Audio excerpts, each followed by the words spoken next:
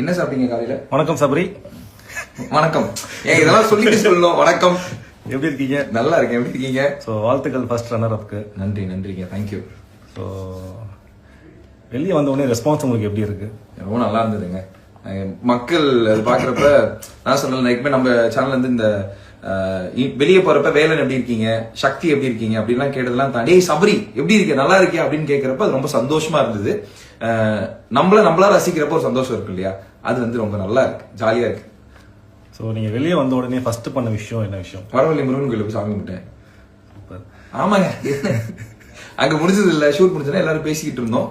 அப்புறம் வந்தோம், காலைல 4 மணிக்கு இங்க கோயில்ல போய் இது பண்ணியாச்சு. அப்புறம் 5 மணிக்கு ஓப்பன் பண்ணாங்க, சாமி கும்பிட்டு அதுக்கப்புறம் கிளம்பியாச்சு. ஸோ உங்களுக்கும் எஃப்ஜேக்கும் உள்ள பாண்ட் பத்தி சொல்லுங்க.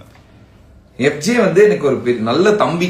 ஆனா உள்ள வந்து நாங்க அண்ணன் தம்பின்னு காமிச்சிக்கவே இல்லை கடைசி வரைக்கும். எப்படின்னா வந்து அவங்க அந்த படி ஓட்டி இறங்கினதுக்கு அப்புறம் தான் அண்ணா அம்மா, படியில இருந்து திருப்பி கால வச்சுட்டா தம்பி அப்படிமா. ஸோ அதை பொறுத்த வரைக்கும் வந்து ரொம்ப ஒரு அவன் மறக்க முடியும், லைஃப்ல மிஸ் பண்ண முடியாத ஒரு பர்சன்ல எஃப்ஜே ஒருத்தன். அது லைஃப்ல கண்டிப்பா தொடரணும்னு நான் நினைக்கிறேன். சாப்பிட்டீங்களா சபரி அண்ணா அப்படின்னு ஒருத்தர். ஏய் தேங்க்யூங்க.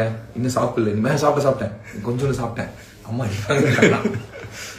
கேசரி கொஞ்சம், பொங்கல் கொஞ்சம் சாப்பிட்டேன். நீங்களா சாப்பிட்டீங்களா? சபரிக்கு எந்த மாதிரி வைஃப் வரணும்னு எக்ஸ்பெக்டேஷன்ஸ் இருக்கு? புரியல. சபரிக்கு எந்த மாதிரி மனைவி வரணும்னு ஒரு ஆசை இருக்கு? ஐயா, எனக்கு வந்து உண்மையிலேயே ஒரு கல்யாணம் பண்ணிக்கணும்னு ஒரு ஆசை எல்லாம் இருக்கு. கண்டிப்பா எனக்கு எக்ஸ்பெக்டேஷன்லாம் கிடையாது. அவங்களா இருந்தா போதும், அவ்வளவுதான். சோ நான் ஏற்கனவே சொன்ன மாதிரி நான் இது வரைக்கும் எமோஷனலா யாருக்கிட்டையும் ரொம்ப பர்ஸ்ட் அவுட் ஆனது கிடையாது. சோ நாளைக்கு எனக்கு வரக்கூடிய பார்ட்னர்கிட்ட நான் பர்ஸ்ட் அவுட் ஆகிற அளவு நாங்க இருக்கணும், எங்களோட அந்த புரிதல் அப்படி இருக்கணும். மற்றபடி அவங்க அந்த அழகா இருக்கணும், இப்படி இருக்கணும், அப்படி இருக்கணும் அப்படிங்கலாம் தாண்ட அவங்களுக்கு ஏத்த ஆளா நான் இருக்கணும், எனக்கு ஏத்த ஆளா அவங்க இருக்கணும். சோ அந்த மாதிரி அப்படிதான். பிபி வீட்டுல உங்களுக்கு யாரு ட்ரூவா இருந்தாங்கன்னு நினைக்கிறீங்க?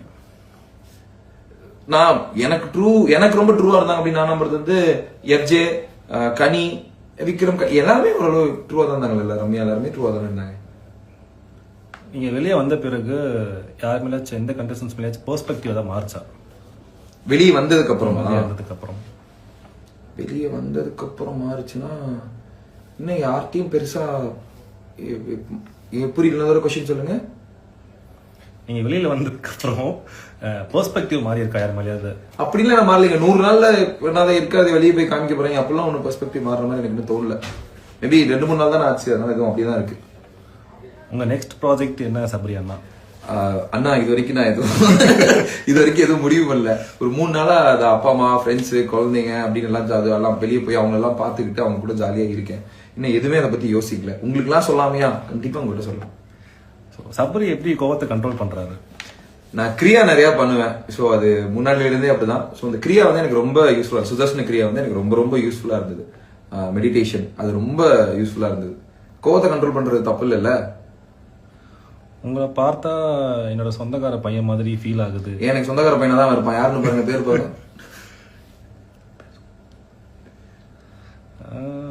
சத்யா செல்லா தெரியல, எனக்கு தனித்தனியான சொந்தக்காரங்க 2 பேரும் நினைக்கிறேன். சோ உங்களுக்கு பிடிச்ச டாஸ்க்னா எந்த டாஸ்க் சொல்றீங்க? இப்ப தலைவா, எனக்கு உண்மையிலே எல்லா டாஸ்க்குமே ரொம்ப பிடிக்கும். அது பிடிச்சி ஜாலியா விளையாடுவோம். அந்த மாதிரிதான் ஒரு டாஸ்கா இருக்கும். எனக்கு ரொம்ப பிடிச்சதுன்னா லாஸ்ட் அந்த புலம்புற டாஸ்க் ஒன்று கொடுத்தாங்க. ஸோ நான் யார்கிட்டயுமே அந்த பிபிஓஸ்ல புலம்பாத ஒரு விஷயத்த வானத்தை நோக்கி புலம்பிட்டே இருந்தேன். கடைசியில போய் அது வந்து அந்த புலம்புறது எனக்கு உண்மையிலே ரொம்ப பிடிச்சிருந்தது. 5000 ரூபாய் டிப்ஸ் வாங்கிக்க தெரியுமா? தெரியாது. ஸோ பிக் பாஸ்ல நீங்க கத்துக்கிட்ட ஒரு விஷயம்னா என்ன விஷயம்? பிக் பாஸ்ல வந்து நம்மளா இருந்தாவே போதுங்க. இந்த எப்படி சொல்றது, இவங்களுக்காக ஒரு விஷயம் அவங்களுக்காக ஒரு விஷயம் எல்லாம் பண்ணணும்னு அவசியமே கிடையாது. நம்மளா இருந்தா போதும். பிடிச்சவங்க கூட இருப்பாங்க, பிடிக்காதவங்க போயிட்டே இருக்கு, ஒரு பிரச்சனையே கிடையாது. முதல்ல எனக்குள்ள இருக்க சபரியை நான் பாத்துக்கிட்டாவே மத்தவங்க எல்லாத்தையும் நான் நல்லா பாத்துக்கலாங்கிற ஒரு நம்பிக்கை இருக்கு. ஸோ ஓவரால் பிபியோட எக்ஸ்பீரியன்ஸ் உங்களுக்கு முதல் நாள் கால் எடுத்து உள்ள வைக்கும் போது வரைக்கும் லாஸ்ட் வரைக்கும் நீங்க நிற்கும் போது உள்ள எப்படி இருந்தது உங்களுக்கு? பக்குன்னு இருந்ததுங்க.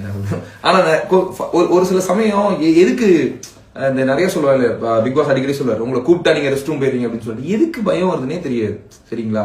நம்மளாம் இவ்வளவு கோவப்படுமா நம்மளுக்கு தெரியாது, இவ்வளவு அழுவுமான்னு தெரியாது. ஆனா உள்ள போனதுக்கு அப்புறம் நம்மளோட இமோஷன்ஸ் எல்லாமே இன்டூ 10 தான் இருக்கும். ஒரு மாதுளம்பழத்துக்கு சண்டை போடுமான்னு கேட்டா என்ன மாதுளம்பழத்துக்குலாம் சண்டை போடுறீங்க அப்படின்னு யோசிக்க தோணும்.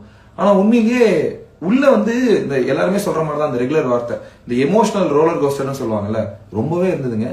இந்த அதிகப்படியான அன்பு, அதிகப்படியான விட்ரேல், அதிகப்படியான பாசம் எல்லாமே டு த கோர் தான் உள்ள பார்த்தோம். அதனால எக்ஸ்பீரியன்ஸ் பொறுத்தா என் லைஃப்ல இந்த மாதிரி ஒரு எக்ஸ்பீரியன்ஸ் கிடைச்சது கிடையவே கிடையாது. இந்த லாஸ்டா பிக் பாஸ் இதுக்கு மேல நான் பேச மாட்டேன் அப்படின்னு சொல்லிட்டு இதோட சரி அப்படின்னு சொல்றப்ப அந்த லைட் ஆஃப் ஆன மூமெண்ட் இருக்குல்ல, அவ்வளவுதான். நம்மள கைட் பண்ணி கூட்டு போன ஒரு இது இல்ல அப்படிங்கிற மாதிரி அது ஒரு மாதிரி ரொம்ப கஷ்டமா இருந்தது. உள்ள போறப்ப ஒரு மாதிரி நிறைய விஷயம் இருக்கும். இப்ப நம்ம பேசிட்டு இருக்கீங்க, இப்ப இந்த இடத்துல பேசிட்டு இருக்கீங்க, நீங்களாம் வந்து எனக்கு தப்பே நினைக்க மாட்டீங்க நம்பிட்டு இருக்கவங்க தான் இந்த பக்கம் திரும்பி அவன் என்ன பண்ணா தெரியுமா அப்படின்னு ஒருத்தர் எல்லாம் சொல்றப்ப சரி ஓகே இதுதான் அந்த அப்படிங்கிற மாதிரி ஆகி போச்சு. நல்லா இருந்தது. நிறைய பேர் வந்து ஒரு விசில் அடிங்க சபரி, ஏன்னா திவ்யா வந்து வின்னர் அனௌன்ஸ் பண்ணும்போது நீங்க எடுத்த உடனே யோசிக்காம ஒரு செலிப்ரேட் பண்ணி விசில் அடிச்சீங்க. அந்த மாதிரி விசில் அடிங்கன்னு கேட்கறாங்க. சவுண்ட் அதிகமா இருக்கு, பரவாயில்லையா? பரவாயில்ல அடிங்க. அதுதான் சொன்னேன் காது வலிக்கும் அப்படின்னு சொல்லிட்டு. ஸோ பாருவை பத்தி சொல்லுங்க. பாரு வந்து நல்ல பிளேயருங்க. ஆக்சுவலி அவங்க சூப்பரான கேமர். ஆனா இப்படி விளையாண்டுருக்க வேணாங்கிறது மட்டும்தான் எனக்கு பாரு மேல ஒரு விஷயமா இருந்தது. பாரு வந்து ஒரு 10,000 பேர் இருந்தாலும் அவங்களை வந்து ஹோல்ட் பண்ணக்கூடிய ஒரு விஜே நான் வெளியே பார்த்திருக்கேன். பட் ஆனா அது உள்ள வந்து அவங்க அந்த ஹோல்டிங் ஒரு நிறைய விஷயத்துல நிறைய கேம் நல்லா விளையாண்டுருக்காங்க. பட் ஒரு சில இடத்துல இப்படி விளையாண்டுருக்க வேணாம் அமைக்கிறது என்னோட கருத்து. பிக் பாஸ் வீட்ல மறக்க முடியாத ஒரு மெமரிஸ் என்ன, மறக்க வேண்டிய ஒரு மெமரி என்ன? பிக் பாஸ் வீடே மறக்க முடியாத ஒரு மெமரி தான். அதுல முக்கியமா என்னன்னா சேதுனாவும் இந்த வாடா போடா சொல்லி கூப்பிடுறது வந்து அவ்வளவு சீக்கிரம் நடந்தது இல்லை இந்த சீசன்ல. அது எனக்கு ரொம்ப பெருமையா இருந்தது, ரொம்ப சந்தோஷமா இருந்தது.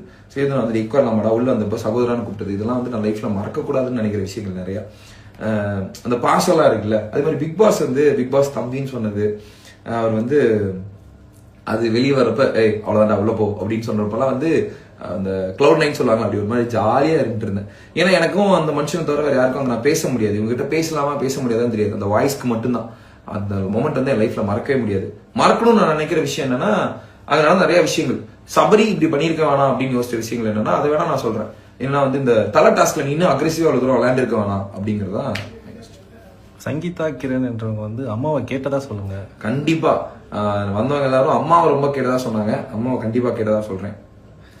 ஸோ நீங்கள் வெளியே வந்த உடனே யார் கூட ஃப்ரெண்ட்ஷிப் கண்டினியூ பண்ணணும்னு நினைக்கிறீங்க, யாரோட சவகாசமே வேண்டாம்னு நினைக்கிறீங்க? சவகாசம் வேண்டாம் நினைக்கிறதுல உள்ள யாரும் அவ்வளவு கெட்டவங்கலாம் கிடையாதுங்க. நான் இப்பயும் சொல்றேன், அவ்வளவு மோசமான ஆட்கள் எல்லாம் உள்ள அப்படி மோசமானது நல்லது நீங்க நினைக்கிற மாதிரி நீங்க ஒரு அளவுகோல் வச்சிருக்கீங்கல்ல, அப்படி மனுஷங்களை பாக்குறவங்க யாரும் மோசமானவங்களாம் கிடையாது. என்னை பொறுத்த வரைக்கும் எல்லாருமே உள்ள ஒழுங்கா தான் இருக்கும். இந்த நல்லவங்க கெட்டவங்க மோசமானவங்க அப்படின்னு நான் பிரிக்கலாம் விரும்பல. எல்லாருமே ஒரு அந்த பாயிண்ட்ல நீங்க இருந்தா மட்டும்தான் தெரியும் நீங்க என்ன பண்ணிருப்பீங்க அப்படின்னு சொல்லிட்டு. அதனால எல்லாருமே நல்லா தான் இருக்கும், ஜாலியாக தான் இருக்கும், அது ஒன்றும் பிரச்சனை இல்லை.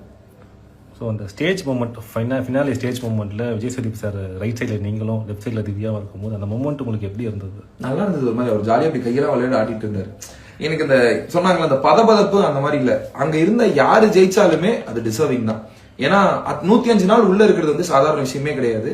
அது இத்தனை நாள் மக்கள் சப்போர்ட்டோட இவ்வளவு தூரம் கூட்டு வந்திருக்காங்க. அதுல யாரு ஜெயிச்சாலுமே அது உண்மையான ஒரு வெற்றியா தான் இருக்கும். அந்த வெற்றியா தான் நான் பார்த்தேன். ரொம்ப நல்லா இருந்தது. அது மாதிரி எனக்கு என்னன்னா ரொம்ப சந்தோஷமா இருந்தது. வெளியே நம்ம வந்த மக்கள் நமக்கு கை தட்டுறாங்கல்ல, அந்த மொமெண்ட் அந்த ஸ்டேஜ் எல்லாம் இருக்கப்ப அத்தனை கண்களும் நம்மள பாக்குது நினைக்கிறப்ப அது ரொம்ப ஜாலியா இருந்தது. அந்த மொமெண்ட் வந்து ரொம்ப சந்தோஷமா இருந்ததுங்க. ஸோ அந்த லாஸ்ட் நீங்க 3 பேர் இருக்கும்போது யார் வின் பண்ணுவாங்க நீங்க நினைச்சீங்க? நாங்க அப்படி நினைக்கிறது இல்லைங்க. நாங்க பேசிப்போம், இந்த பாயிண்ட் வச்சு நீ வின் பண்ணிடுவேன், இந்த பாயிண்ட் வச்சு யாரு வின் பண்ணாலுமே சந்தோஷம் தான் நினைச்சிட்டு இருந்தே தவிர நீங்க நானும் சொல்லிக்கவே கிடையாது.